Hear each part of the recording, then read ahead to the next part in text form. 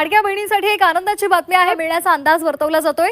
E-KYC प्रक्रियेमुळे हे हप्ते रखडलेले होते, मात्र आता ते मिळणार आहेत। तर जे आश्वासन मोठं होतं ते लाडक्या बहिणींचा हप्ता वाढवणं 1500 चे 2100 रुपये करणं, तर आत्ताची राज्याची आर्थिक स्थिती पाहता ते शक्य होतं असं तुम्हाला वाटतंय? कारण जवळपास आता सरकार येऊन पण वर्ष उलटून गेले। आज साधारणपणे अर्थसंकल्पाच्या भाषणामध्ये अनेक विरोधक जे गेल्या अनेक दिवसांपासून टीका करत होते की निवडणूक झाल्यानंतर ही योजना बंद होणार, तर त्या संदर्भातली एक महत्त्वपूर्ण बाब ही आज आपल्याला पुन्हा एकदा राज्याचे मुख्यमंत्री देवेंद्र फडणवीस साहेब यांच्या अर्थसंकल्पीय भाषणामध्ये ऐकायला मिळाली।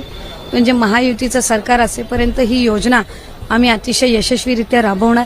ती राबवत असताना त्याच्यामधले जे इतर महिलांचे घटक आहेत, म्हणजे एकल महिलांचा सर्वे आमचा पॅरलली सुरू आहे, त्यामुळे त्या संदर्भातलं एक चांगल्या पद्धतीचं धोरण आम्ही त्या ठिकाणी तयार करत आहोत। लखपती दिदी ही आणखीन केंद्राची स्कीम आहे, पण ती अधिकाधिक त्याचे बेनिफिशरीज हे राज्यामध्ये कसे होतील हा एक साधारणपणे आम्ही प्रयत्न करत आहोत। गेल्या वेळेला 37 लाखाचं उद्दिष्ट आम्ही ठेवलं होतं, ते पूर्ण त्या ठिकाणी 35 लाखाच्या पुढचं ठेवलं होतं, ते 37 लाखापर्यंत पोहोचलो। आत्ताच्या याच्यामध्ये आणखीन 25 लाखाचं ठेवलेलं आहे, त्याच्यामुळे साधारणपणे जवळपास 60 लाखापेक्षा अधिक या लखपती दिदी याचं एक उद्दिष्ट हे त्या ठिकाणी आम्ही या कालावधीमध्ये ठेवलेलं आहे।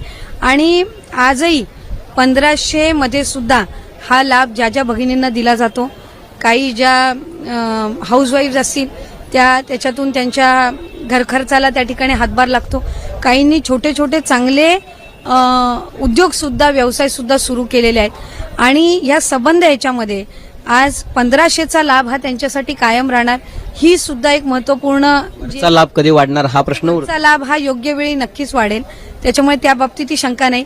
ज्या वेळेला वाढेल त्यावेळेला तो महायुतीच्या सरकारच्या माध्यमातूनच वाढेल। पण तुम्ही कर्जमाफीचं आश्वासन दिलं होतं, ऍक्च्युअली 7-12 कोरा म्हणून सांगितलं होतं, पण ती कर्जमाफी 2 लाखापर्यंत। असं आहे की आज पहिलं तर कर्जमाफीची योजना ही येईल, ही विरोधक ही त्या संदर्भामध्ये सुद्धा अनेक टीका करायची की ही घोषणा होणारच नाही। त्याचं आज पहिलं पाऊल हे महायुतीच्या सरकारने उचललं, म्हणजे सप्टेंबर 2025 पर्यंत जे काही पात्र त्या ठिकाणी आहेत आणि त्या संदर्भातल्या जवळपास 2 लाखाच्या पर्यंतची कर्जमाफी ही त्या ठिकाणी घोषित करण्यात आली।